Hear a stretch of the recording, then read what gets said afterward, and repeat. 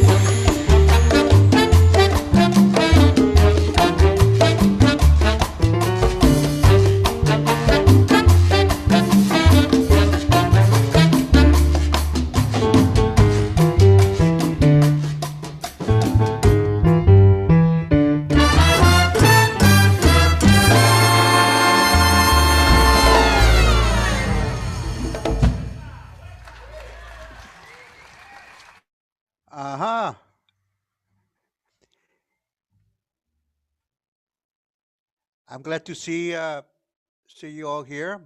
I think I probably know everybody, but just in case there's somebody who doesn't know me, my name's Victor Rendon, and that was the Bronx Connection Lion Jazz Big Band. We play at the New Rican the second Tuesday of every month ever since I think our last performance there was March the 9th or the 10th, just before the pandemic, rolled in. So we'll be out for a few months probably, but we hope to start up again, and that's why we're doing these percussion series to just keep the ball going and not give up. We must move forward, not backwards, and we must not stay in the same place forever. So that's the whole purpose of that. And basically, I'm going to share something. One second.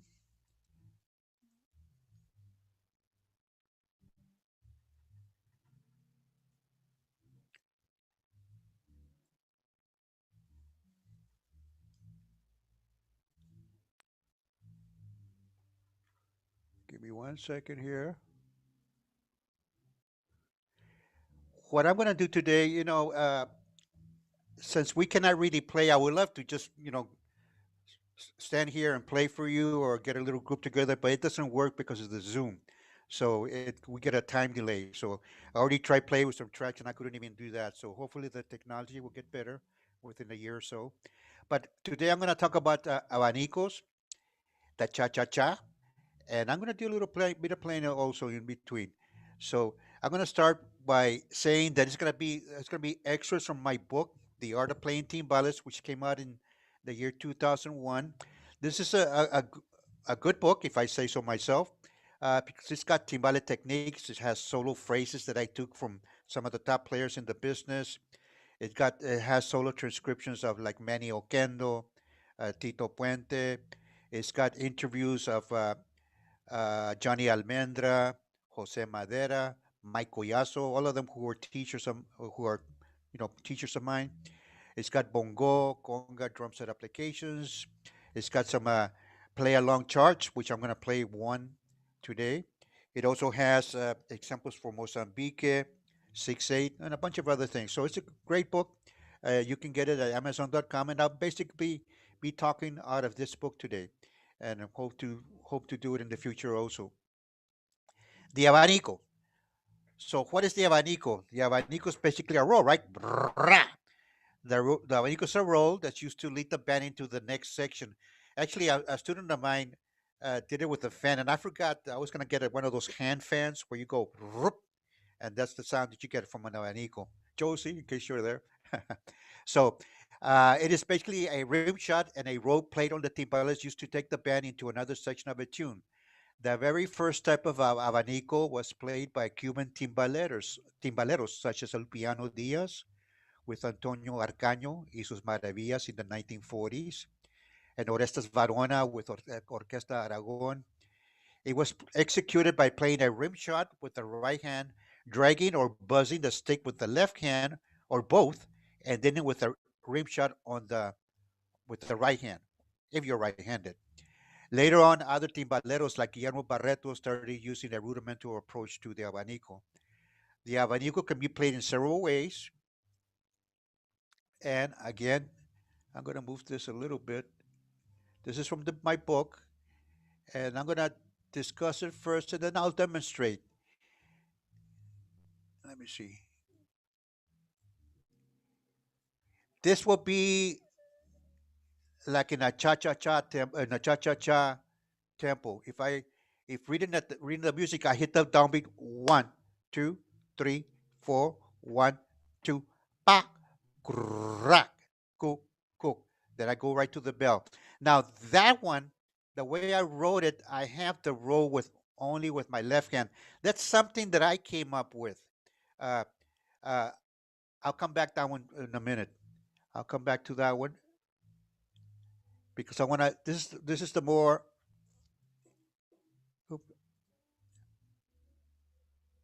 common one, the second one, which is with two hands. So again, we have boom, 2, 3, 4, 1, 2, pa, grrra, like brrra, right, left, right, and then you start the cha cha cha. It could also be at the same time. Brrrah. It could be that way. And I have another one that Amadito Valdez showed me in Cuba. So I'll demonstrate those. I'm going to leave those there. You're going to see me. And hopefully I don't trip over all this stuff.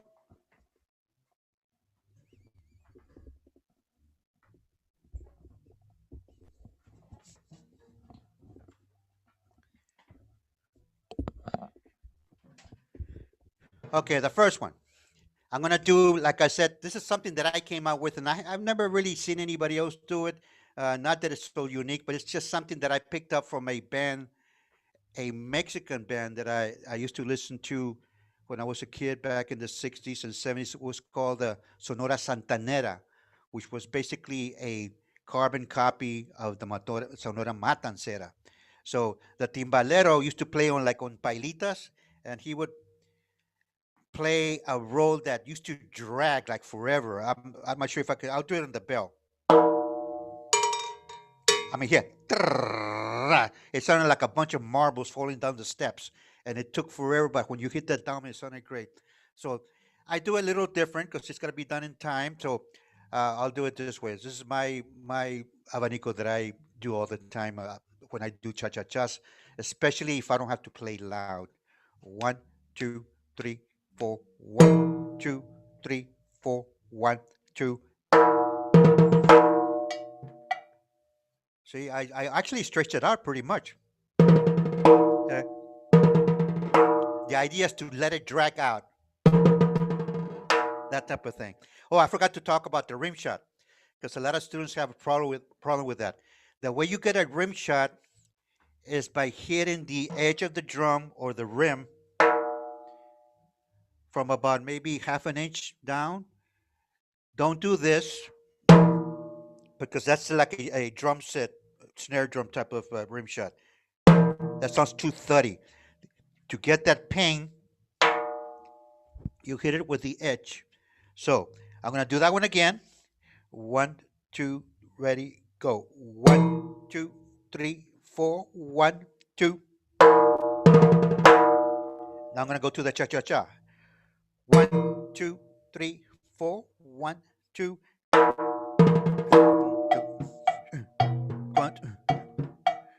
Okay, that's the first one that I have in the book.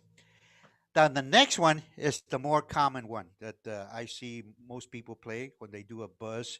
It's basically dragging the sticks right, left, right. So I'll do the same thing doing that abanico. 1, 2, ready, go. 1, 2, 3, 4. 1, 2. I'll do it again. 1, 2, ready, go. 1, 2, 3, 4. 1, 2. Okay. And this book was published in 2001. In 2010 years ago, 2010, I went to Cuba and I met Amadito Valdez, who, of course, played with the Buena Vista Social Club. And we hit it off. We became very good friends. And he showed me the abanico that I've always heard on records since the beginning, but I couldn't figure it out, not even from videos. Basically, it's hitting a rim shot, dragging my right hand as much as possible, and just before hitting the downbeat, playing a little drag with the left and the right. So we got this. I'll do it in time. Let's see. 1, 2, 3, 4. 1, 2. What that does, it gives us a little punch at the end, a little spark. Like it's like in low gear, and then it just goes into high gear to start the tune off. I'll do it again. 1, 2, 3, 4. 1, 2, 3, 4. 1, 2. I'll do it again. 1, 2, 3, 4. 1, 2. That, by the way, took me about 9 years to get it. I just couldn't execute it. It looks simple, but to do that and coordinated with that track at the end. It just took me a long time, but it finally, yeah, to perseverance, it came through. I got it by just playing it and just going for it. And even if I messed up, I'll do it for one last time. This is the I'll call it the Cuban Avanico that Madito Valdez showed me. One, two, ready, go. 1, 2, 3, 4. 1, 2.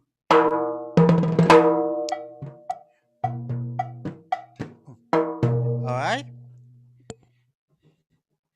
That's for a cha-cha-cha tempo.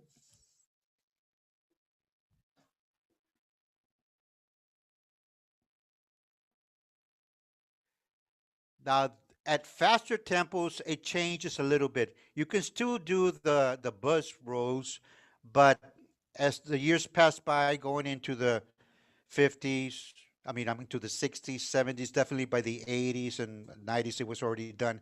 We started using more rudimental approaches. So if you look at the first bar, I put with my cursor, I'm showing that I have a downbeat on the first beat. Boom, 2, 3, 4, 1 and 2.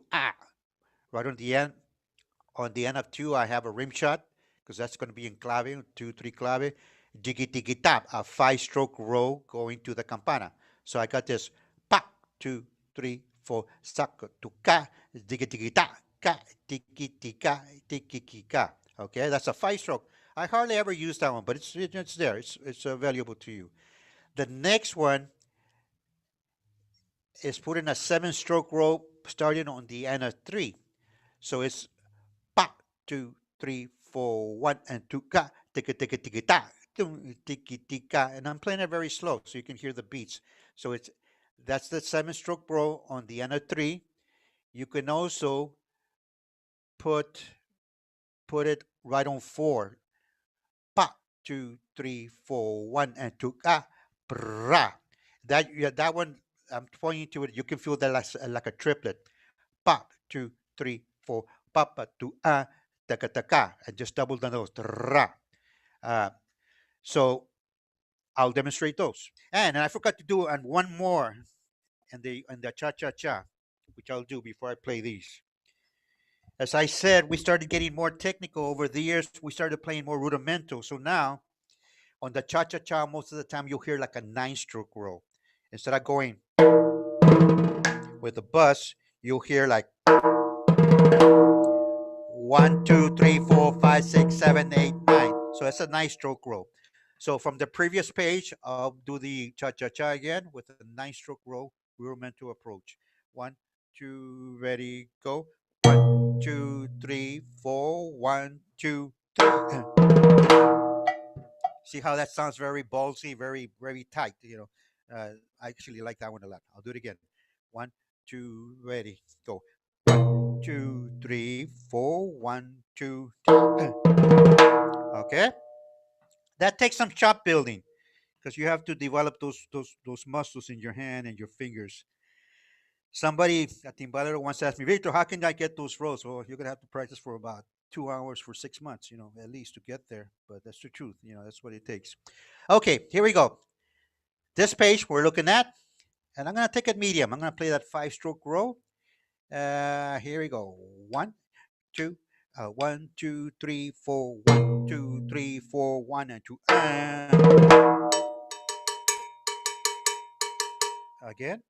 1, 2, 1, 2, ready, go. 3, 4, 1 and 2. Okay, that's the 5. Now I'm gonna play the 7 on the end of 3. 1, 2, 1, 2, ready, go. 1, 2, 3, 4, 1 and 2. Okay, Mr. Brimshot, I'm gonna do it again. 1, 2, ready, go. 2, 3, 4, 1 and 2.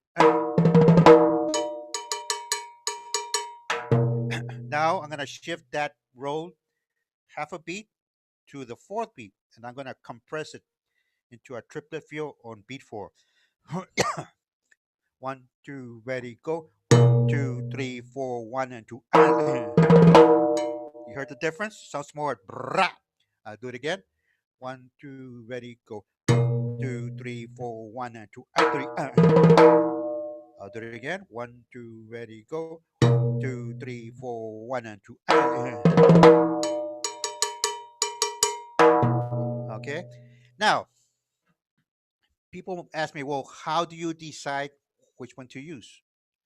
It can be upon your taste. If I want a real open sound, I'll do the five. I hardly ever use it.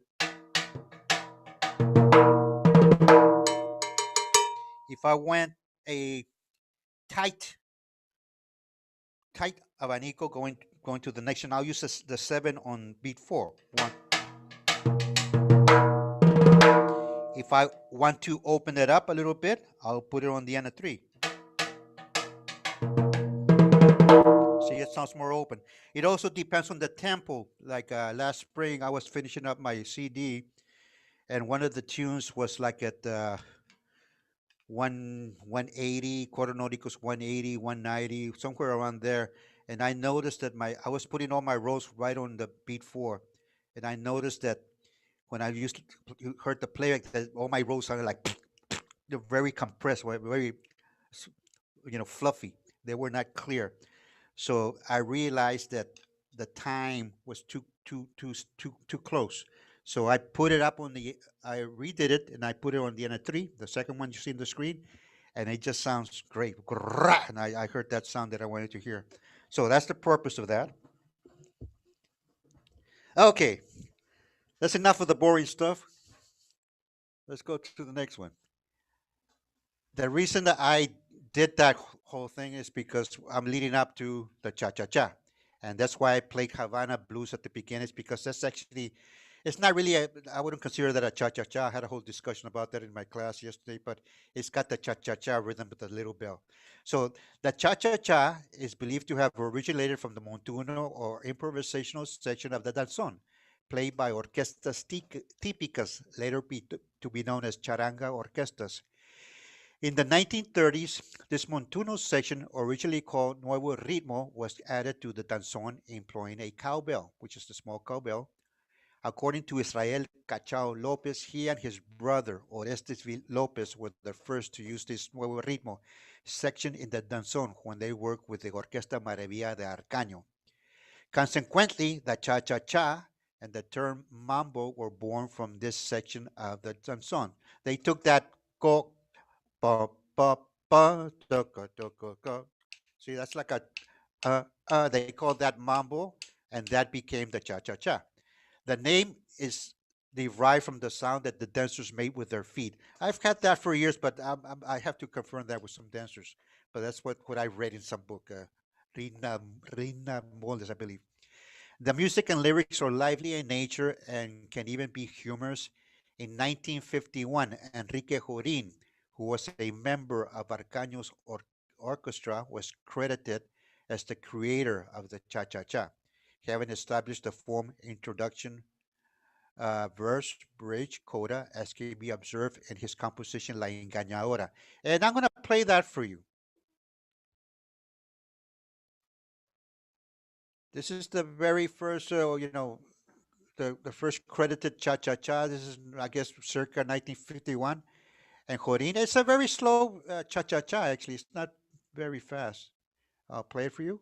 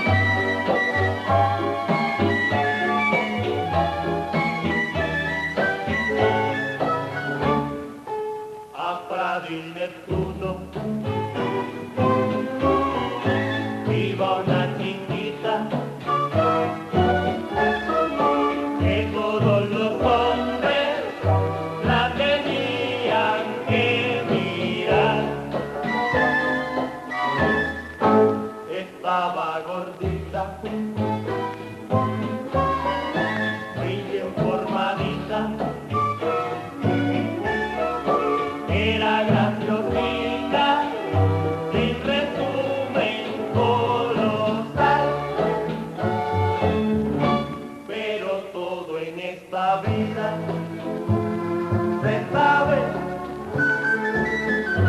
sin siquiera averiguar. Se ha sabido que en tu forma relleno tan colorado, que bobas son las mujeres que nos tratan de engañar. ¡Me dijiste!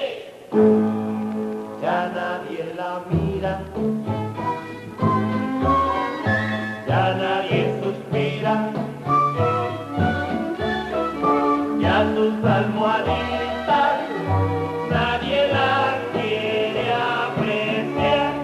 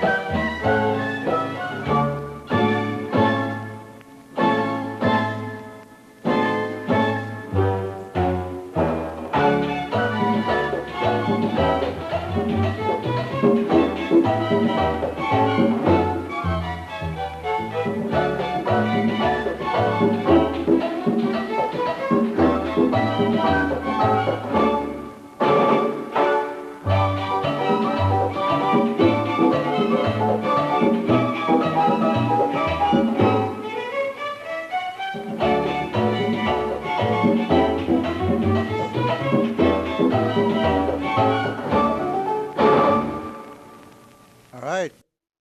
It did go into a double time there. 1 second. Give me a second here. So that's Enrique Jorin, the very first cha-cha-cha or designated cha-cha-cha. And so what does cha-cha-cha encompass? If you notice, you were listening to violins. Sometimes we used to use like cellos, and of course they had the string bass. They had flutes. They had a piano. Usually they had only one tumbadora. Tumbadora is the conga. That's the real name for the conga. A güiro, timbales. Notice that there's no bongo. So I'm going to get out of the chair so that I can demonstrate the tumbadora, the güiro, and the timbal. 1 second here.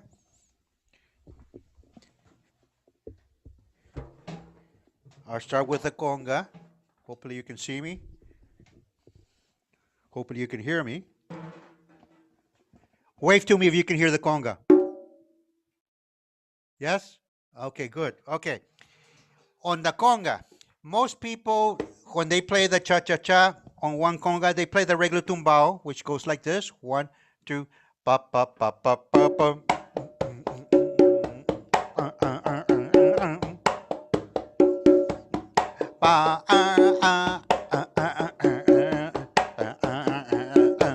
Okay? A regular tumbao with a strong slap on beat 2 and a 4N, right? When I went to Cuba, all the teachers, because took I took classes and lessons and all, everybody taught the basic cha-cha-cha, putting an open tone on the N of 2. 1, 2, 3, 4, 1.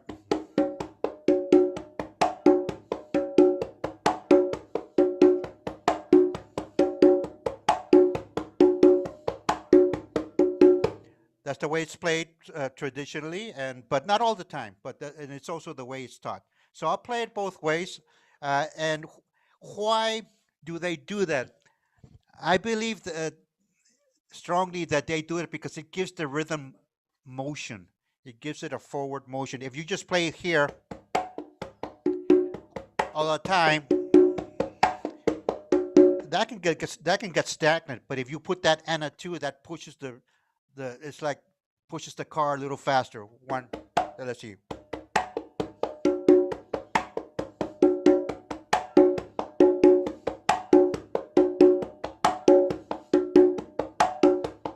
So if you put that in context, it really makes a difference. I mean, I noticed that one time uh, there was a student at the Lehman, and she started doing that in the middle, in the middle of a tune, and it really, the music just gave it a glue. And I asked her, "Where'd you get that from?" I was like, and she told me, "You told me to do that, months ago." So it really does make a difference. It moves the music forward.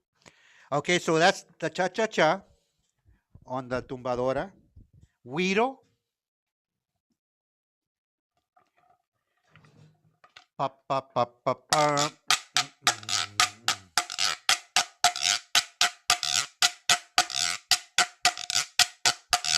Basically, it's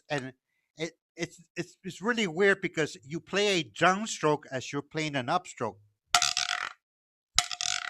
That's the tricky part. And then let's see, down up, down.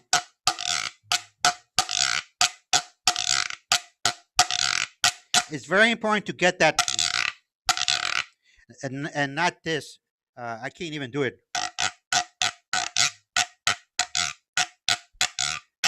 Sometimes I hear players do that, but sometimes that's okay. But it sort of makes the rhythm sound choppy. It's better to give it that sliding feel on 1 and 3.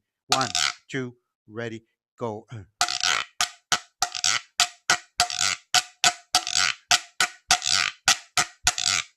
1, 2, 3, 4, stop. Okay, so that's the guiro. Now for the timbal, basic.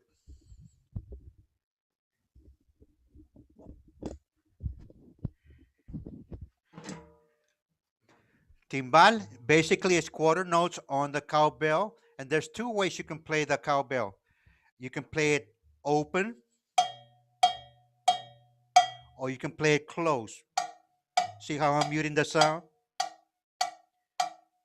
And back in the old days, actually, they had the cowbell on the skin, which I didn't do because uh, I haven't been successful. I could do it, but I don't want to do it right now. It might taking a risk and getting the right sound. So anyway, I'll play quarter notes here. 1, 2, 3, 4. And the left hand, the most basic way is to play a muff tone without the stick on 2, and then an open tone on 4. So here we go. 1, 2, 3, 4. 1, 3, 1, 3, 4. 1, 2, 3, 4. 1, 2, 3, 4. 1. That's pressing. I was pressing against the bell. And I'm gonna play it open. 1, 2, ready, go.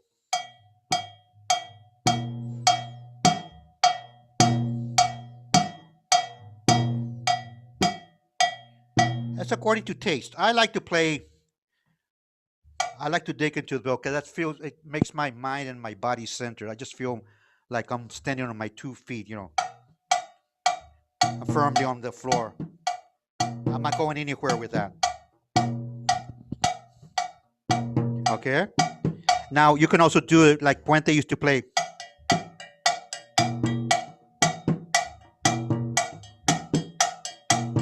You can do that, and you can also, once you get it, you can do variations with your left hand.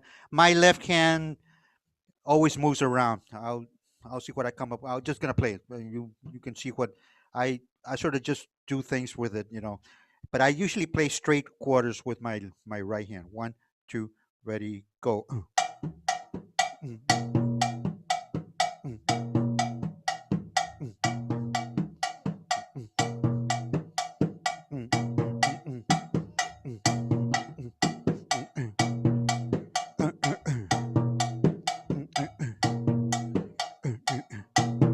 Now, if you notice, you might say, "Oh, so what? Your quarter notes, 2 and 4. It's nothing. It's nothing physical wise, but it's a conviction that you have to play with through your body. I've seen monster drummers on drum set and that go to the timbale or try to play on a drum set. They can't play a cha cha cha to save their life because they have no mental concept of what it's supposed to be. So you have to have that within you, and you can get. I mean, anybody can get it. It comes from listening and playing. It's a conviction. Uh, You don't play the bell this way. I'm so bored. No, it's like one, two, with an attitude. And I'm sure you can see the difference in the feel and the touch, of how to play it. Uh,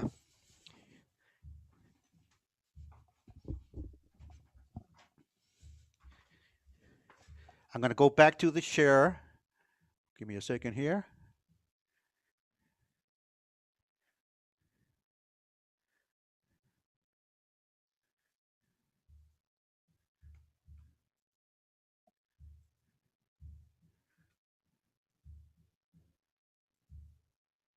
Can you guys see it? Wave to me. You see it? Oh, beautiful. Okay. Now, what I'm going to do, what if you go do a gig? Okay. Percussionists get terrified a lot of times when they see a chart because it's something a lot of drummers don't take the time to study, but it's worth your while. So I made this is from my again this is from the art of playing timbales, a very simple cha cha cha, and it's not so much the notes that might trip you up, it's the roadmap. It's like how do you get to Boston? You know, you're going to take a train, you're going to take a taxi, and you're going to take a subway. How are you going to get there? What if you get lost? What if you don't take the A train? What are you going to do? So if I'm at the gig or a rehearsal and somebody hands me something like this, and I don't even look at the notes. What I do is I look at the roadmap or the GPS roadmap. Look at my cursor, letter A. I look for the repeat sign. See that little black bar with two little dots? That's a repeat sign. That tells me that there has to be a repeat sign somewhere else. So I go down here, there it is. That means that this whole section has to repeat. And look what it says here, played 3 times. That means this whole section has to be played 3 times before I go to letter C. Then I go to letter C. It says 31 bars and 1, and I wrote in the Avanico to take us back. So that's actually 32 bars. So how do I count 32 bars? I'm not going to go 1, 2, 3, 4 to 32. I might get lost.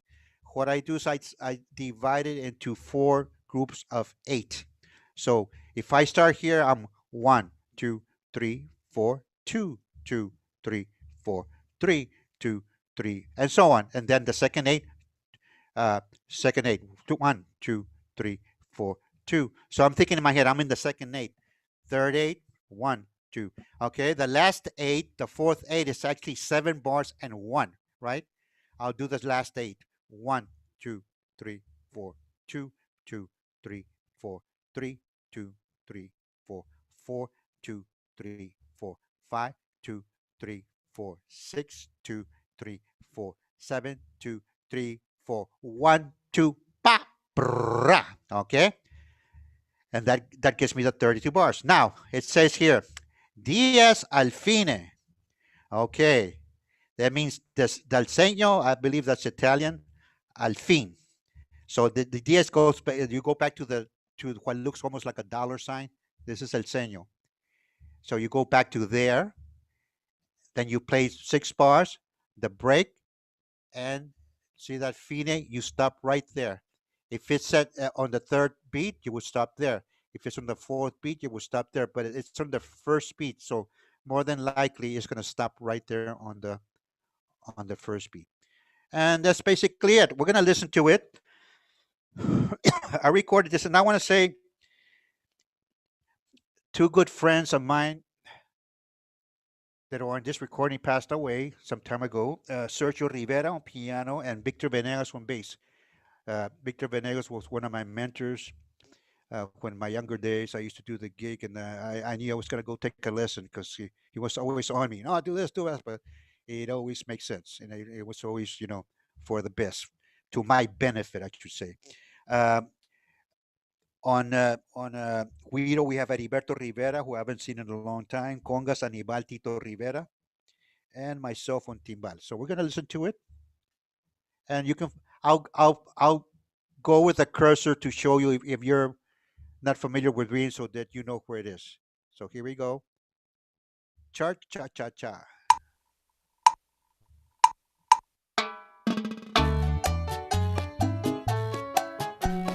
3, 4, 5, 6. Break. Letter A. 2, 3. Letter B. 1, 2, 3, 5, 6, 7. Break. Going back. Second time. 3,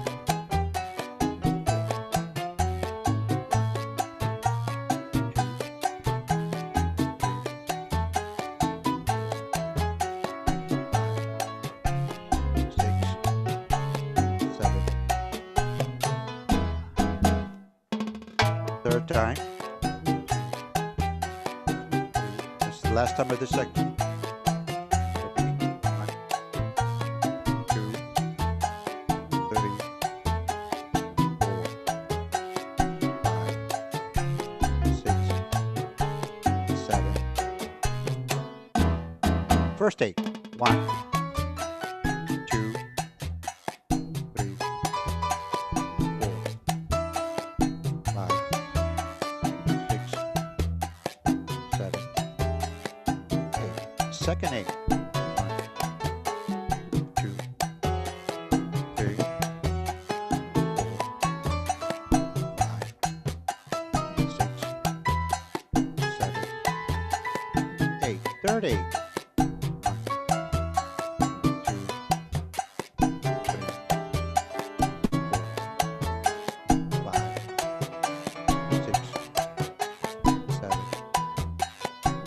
4th 8.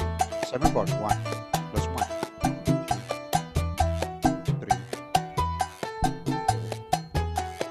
1, 2, 3, 4. Side. 2, 3,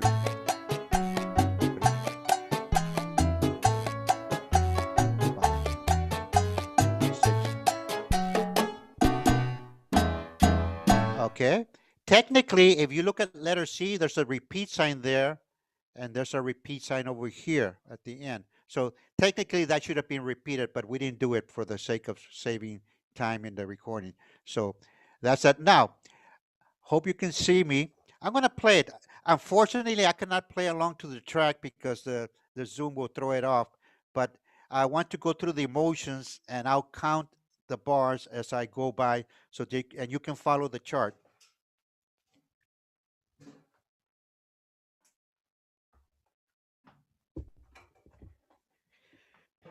I'll take the same tempo.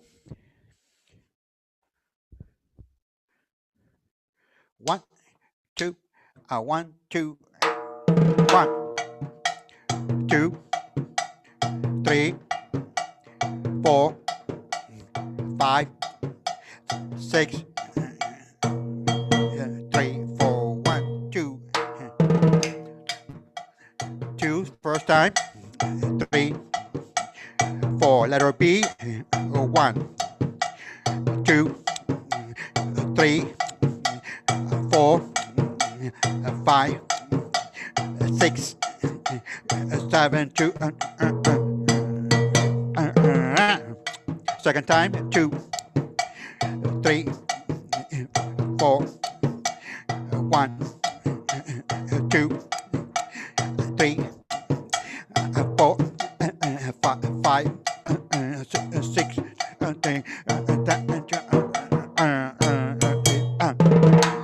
third time, last time.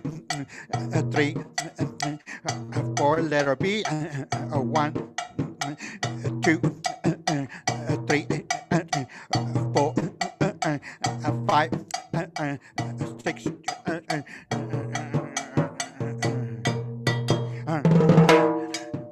First 8.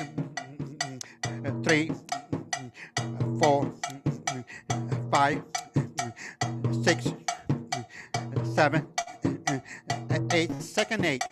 1, 2, 3, 4, 5, 6, 7, 8, 38, 1, 2, 3, 4, 5, 6, 7, last 8, 1, 2, 3, 4, 5, 6,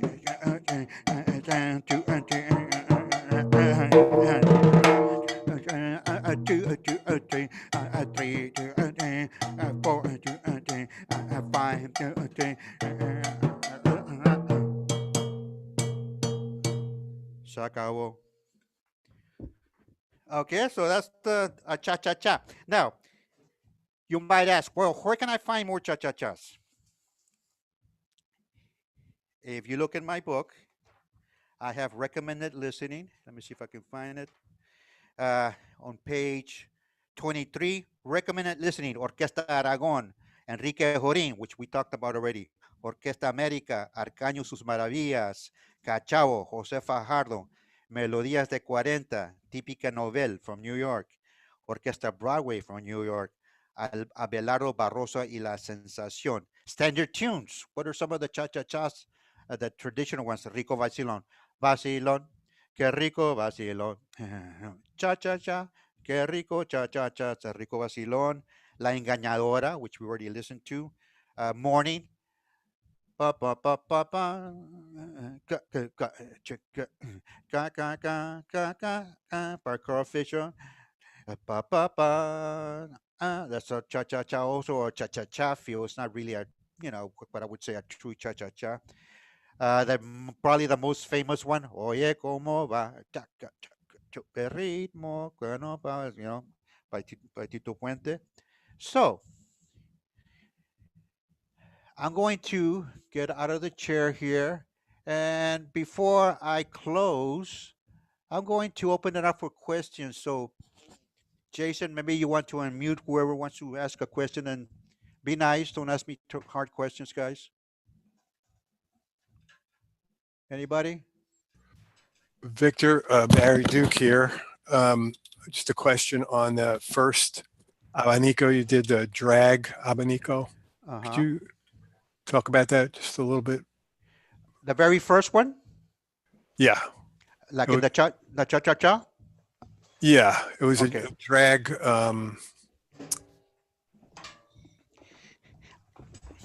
As I mentioned, there's one that I do that I don't see people doing, but I like it, so Yeah. call it my way, or whatever, I don't care what somebody else says. But it's a rim shot. I drag my left hand. Okay. The only problem with that Avanico is that it's not very strong. So sometimes if there's a lot of volume around me, it might not come out.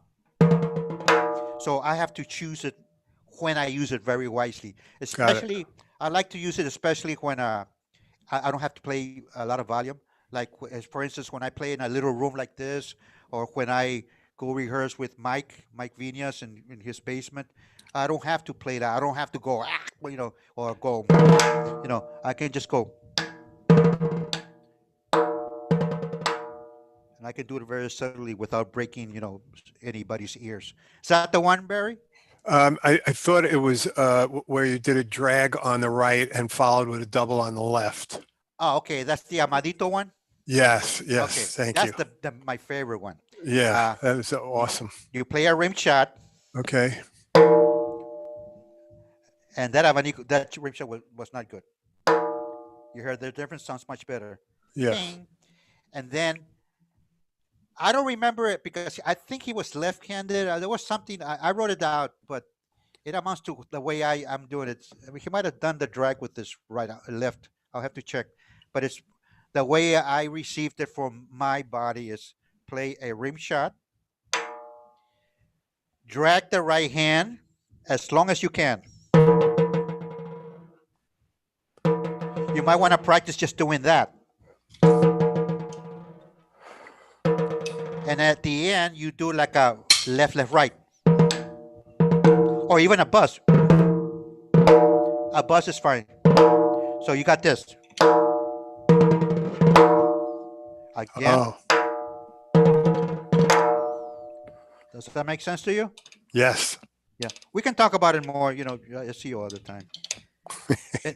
Anybody else? Thanks, Victor. Yeah. I have a question, Victor. Sí.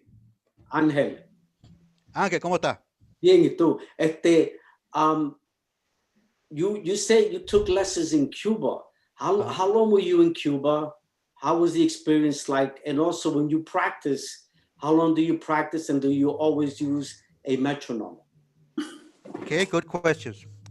I was in Cuba for only 7 days. I went with a group called Cosa from Montreal, and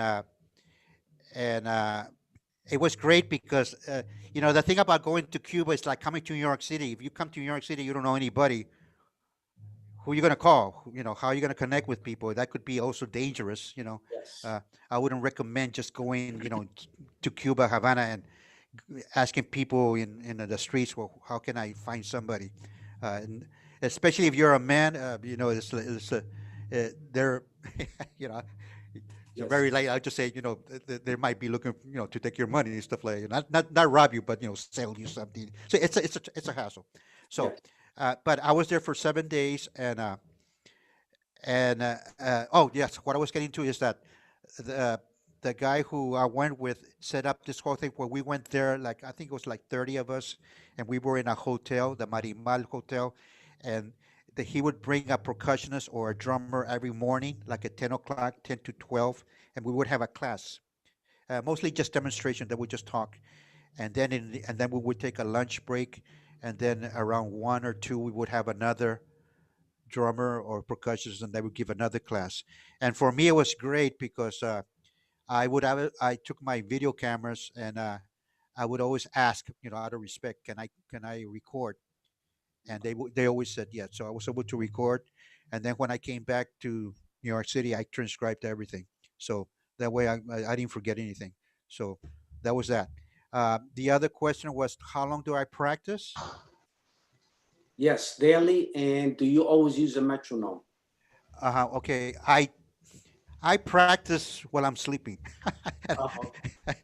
you know, I don't want to exaggerate. I don't want it to sound like something really, like.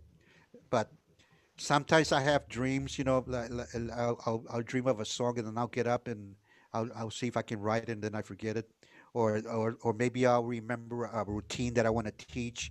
Uh, so when I get up in the morning, it's not physical practice like yet, on the timbal, or I'll study something. Like right now, I'm studying Harold Jones, the Count Basie drummer. I'll listen to one track a day and a transcription of his drumming. That's mental practice. Uh, I might scan some music. Uh, uh, I play bata, so I might mentally practice or physically practice very softly in my apartment some iya or toques. Uh, what else do I do? I might write something. I might if I'm working on a score. I might sometimes I just write 4 bars per day. Uh, like you're gonna hear a tune that I arranged not too long ago. Nah, nah. I did it by 8 bars a day. So that's my practice. Then I come here. This is my studio. This is my practice studio. What I do is I'll work on my hand technique. Minimal an hour and a half, maybe 2 hours. If I have time, I'll do the 2 hours. If I don't have time, I'll do 30 or an hour. If I have no time, 15 minutes. But I try and touch my sticks for technique every day because if I don't, I start losing my control. I'm getting older. I'm not getting any younger. If I don't make move those sticks, uh, it gets harder to do that. Right now it's easy because I came here like around 2 o'clock and I worked out for 2 hours. So, but that's only technique. Technique is a dead end street, right? So Yes. then I do most of my practice on the drum set. I have a list, like a Excel log sheet of the weekly things that I have to cover in a minimal amount of time. Like let's say a song go. I have to practice that at least 5 minutes, 10 minutes a day. I mean, per week, because I have tons of things that cover. Then I do some bass drum hand exercises, things will take me forward. I practice jazz. I do independent stuff. That will take me about another hour, minimal, an hour and a half. Then I'll come to the timbales. Timbales, I mostly I practice vocabulary, licks, getting ideas. I know all the rhythms, so I don't have to practice that too much. But sometimes I play two tracks. So on a good day, I'll put in like 3 or 4 hours. Do I do it every day? No. I might do an hour and a half, 2 hours. Mondays is a good day. I put in like four. Today I put in two. After this, I'm just going to be burned out. I won't do anything for the rest of the night. Tomorrow on Thursday, I'll probably do 3 or 4. Friday, I'll do maybe 2. Saturday, I have all day. I'm going to do like at least 3 or 4. So I try and put it in. I put it, it's like putting money in the bank, And this pandemic, I don't want to get stale. I'm a plane, so I don't want to get back to playing. I'm like, oh, I'm rusty. I can't play because I haven't done it in 8 months. That's ridiculous. I'm going to keep on going. Yeah, Mike. Okay, Hi, everyone. I'm Michael. Quickly, because I have my own Zoom meeting to go to. Yeah, I'm going to try and make it later. Okay, good. My question, first of all, Angel, thank you for that question. It is possible to practice your instrument away from your instrument, or at least visualize certain things that when you come back to your instrument, you can, in this case, bass, you can come back and say, oh, yeah, I had thought about it, almost in a dream state that Victor was talking about. There are times when I'm arranging that it doesn't click when I'm doing the arranging on the computer. And next thing you know, I've had a good night's sleep and I thought about it and I come back and all the ideas start coming back. So that's a very valid point there, Angel. My question, Victor, for you has to do with, as an arranger, of course, notation. Rolls are written with, usually in this case, we're talking about the Cha-Cha Avanico, with the quarter note. Now, how many slashes? I've seen a varied amount of slashes. I know that in music notation, 1 slash means 8th notes, 2 slash means 16th notes, and 3 slashes mean 32nd note. On my tune, Michael's Cha, I wanted the and of the two, pop, hit, rim shot, and then a quarter note with 3 slashes. I wanted it to be a 7-stroke roll. How does that differ visually than a 9-stroke roll, notation-wise? Okay. There's the way I would do it. I would just put the quarter note with 3 slashes and then just write in 7-stroke roll or just 7-stroke or 9-stroke. Don't go crazy trying to write it out. That's somebody like me. I wouldn't need that. I just need to know what kind of roll. But the notation would be the same as my question. The notation is still a quarter note with 3 slashes. Yeah. But if you're adamant that you want 7, not 9, you would write 9-stroke 9. I don't know how it would. Because in 30 seconds it would be like 8 notes going to the downbeat, which gives you a 9. But that's you don't need that. And if it's 7, it would be like a triplet with slashes on top of it to make it to double the notes. Okay, but you don't need that. Too much information sometimes gets in the way. But I like the Cuban version, which is the roll with the first the Avanico on the same hand roll, and then clean it up with the at the end with the left hand. That kind of makes it really clean, almost like, oh, was that a rudiment roll? But it cleaned it up. That's just dragging the sticks. I mean, man, I know you have to go, but I on iTunes I downloaded some old school cha-cha-cha. I don't remember what, because I deleted it, and there was this Avanico that and it was I was in the car and just going back and forth, click, just backtrack, because it was so ridiculous. It was making me laugh because it was so great and beautiful, man. But unfortunately, one day I wasn't thinking and I deleted it. And I don't know who it is. I know you have to go, Mike. Take care, guys. Nice seeing everyone. I'll see you in a minute. Anybody else? David. Yes. How are you? How are you, David? Good, thank you. My question is on the 5, 7, and 9-stroke rolls. Could they be done also single stroke? Technically, yes, but if you wanted to sound like a roll, they should be double, mama daddies, because a Okay. single will sound like a single. Uh, if you listen to En del Dueño, Herencia Rumbera, Apollo Sound, whatever, Uh-huh. that tune, there's a lick that he goes, "Krrrakbu, krrrakbu, krrrakbu," and they're singles, I'm sure, because they sound like so. I do it like a mama daddy. I mean, a paradiddle, where I double some notes, because I can't play my singles that fast. But Mhm. it does make a sound in the texture of the road. So yes, you in reality you need to develop both. Yeah. Yeah. Okay. Anybody else? Well, Yeah, this is Martin. I got a quick question. yes, doctor. Yeah, during the early habanicos that you did, some of them you hit the end of 3, which is hard for us percussionists to hit sometimes. But I noticed that you kind of had something that you hummed. You did something like "Zapatuba," something like that. Okay, it's on the end of 2, Sure. not the end of 3. So Okay. first of all, you can think of it this way: it's a clave, 1, pa, 1, ah. So that was defining the clave. Now that end of 2 can be a little grayish, right? It can be a little tricky to put it right in the pocket. Like you said, I do maybe something with my mouth, but there's something else that I do with my left hand, and I'll do it. I'll demonstrate it. Easier demonstrated than done, than talked about. There are a couple of ways. I'll play 4 bars. 1, 2, 3, 1 and 2. Ah. What I did there, I've subdivided with my mouth. 1 and 2 and 1 and 2 and. I'll do it again. 1, 2, 3, 1 and 2 and. Now I don't want to go to the gig and moving my lips and my mouth and just like this guy's nervous or something. So sometimes what I do is I'll put like 1 and 2 and. I'll put the 1 on the paila, the end of 1 and 2 on my left hand. That will set me up. It just slips into that end of 2.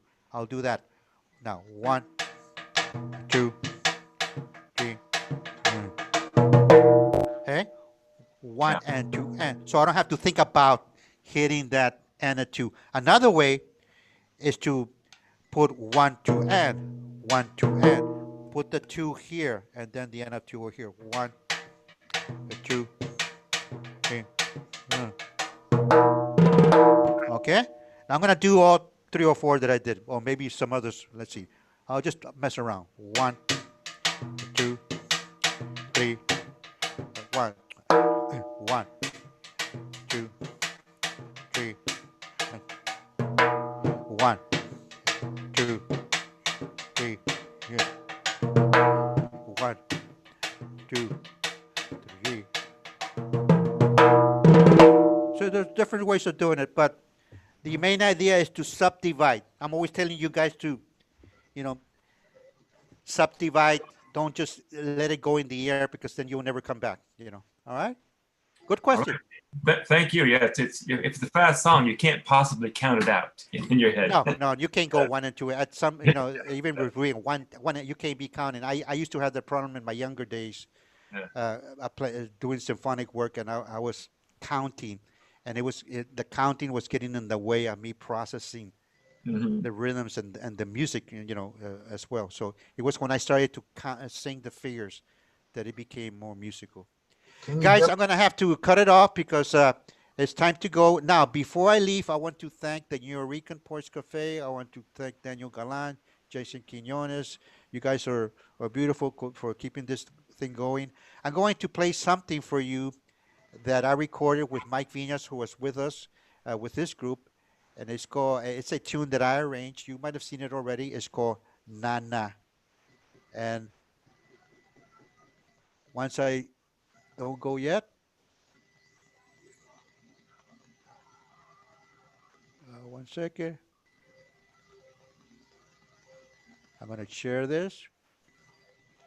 And this is going to be my goodbye. Adios, muchachos. See you later. But don't go Adios. yet. I te guacho, cucaracho. There you go. Can you see it? Yes. Nana, Moacir Santos.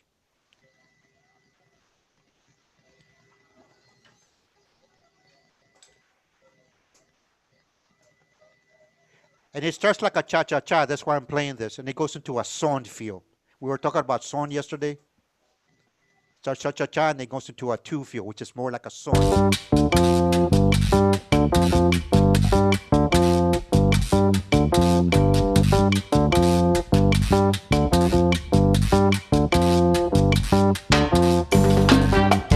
Left-handed roll, you saw that?